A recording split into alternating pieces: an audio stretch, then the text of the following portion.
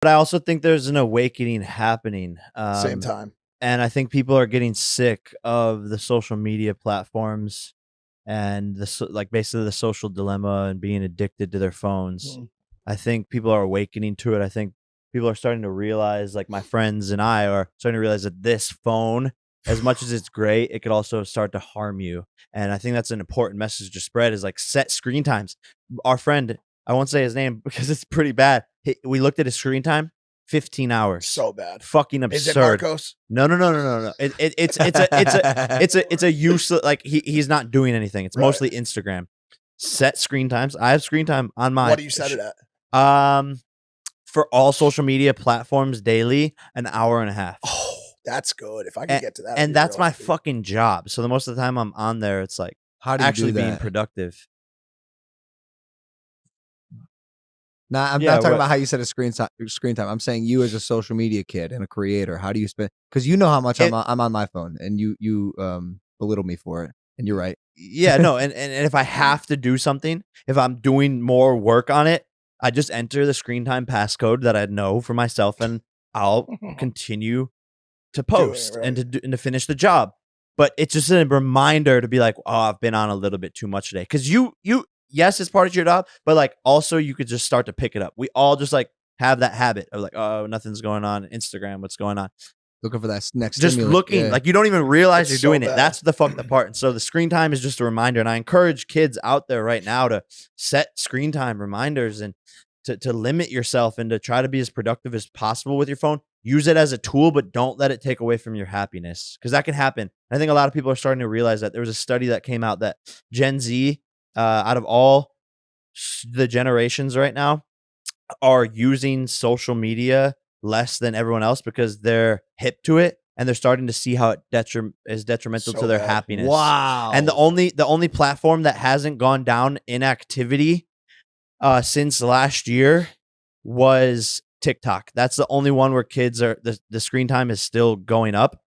But people are awakening to this. It's crazy to hear this story while you're surfing TikTok. We'll talk. I'm trying to quote the article. That is really interesting. But I actually got off my phone too. They get mad at me for not texting back because I generally do. No, it's good, and I'm so much happier, bro. Piper Sandler's most recent Gen Z consumer survey. It reported less use of every social media app last fall, except for TikTok. Do you think it's possibly because TikTok is simply consuming all? The algorithm's just so fucking good, bro. It's that's ridiculous. The one I get lost on. Yeah, of course. You can't, and it's just so funny. Like it's just great. You talked about interrupting like people's happiness. There's also another problem it causes. I was watching a doc, like mini doc, on this the other day. Social media does a terrible thing that is fragmenting your focus. So like your ability to one, be bored, to conceptualize and create new ideas, and then two, your ability to then focus and execute on those ideas are dependent on your ability to stay focused on a task. And if every time you start to get down a pathway just a little bit, you go like this and you fuck with Instagram for 10 minutes, or you respond to a couple text messages or a couple DMs or make a phone call or FaceTime, you're fragmenting your focus and removing yourself from that path that's going to lead to a final goal, right? And that scares me. In every day, I try to practice putting the phone down for extended periods of times when I want to think about something and when I want to come back to my inner peace and happiness. I'll put the phone down purposely for 45 minutes and do a 10 to 20 minute meditation in that time. And it literally recalibrates me. So many thoughts are flowing, creativity, happiness. And I feel like myself again, because you can get lost in the jumble of calls, emails, texts, social media, posting, all of this stuff. And then in the morning, everyone's first habit is to pick up the phone and look what's going on. And that is that fucks your mind up. Like you cannot get into the habit of that. I've broken that habit through waking up.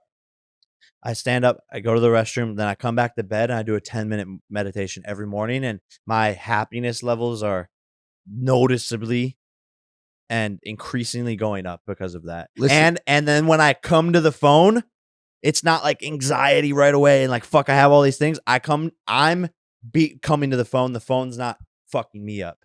Listen to my take. It's hard for me to get out of bed. I'm not a morning person.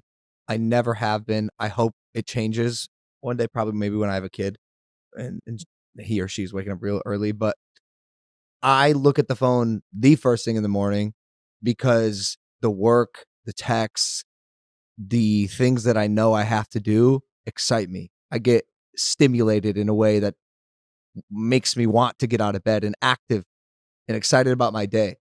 It's almost like my first burst of caffeine. And for me, it wakes me up. It gets my brain going. Otherwise, man, like I could sleep forever. I'm a sleeper. I think that's more of a rare case where that Yeah, all you're an that outlier. all Yeah. that work Yeah, you should be- excites you. yeah. I think for most people it creates anxiety. 100%. Oh, okay. Definitely does for me. But another thing to get you out of bed, plug your phone into your bathroom next to your shower. So when you get up to go look at your phone, you're already next to your shower. Did you hear what I said? No, I know it It's hard excites for you. me to get out of bed. Yeah, but you want to go towards your phone. Yeah, so you would get out of it. That's what I'm saying.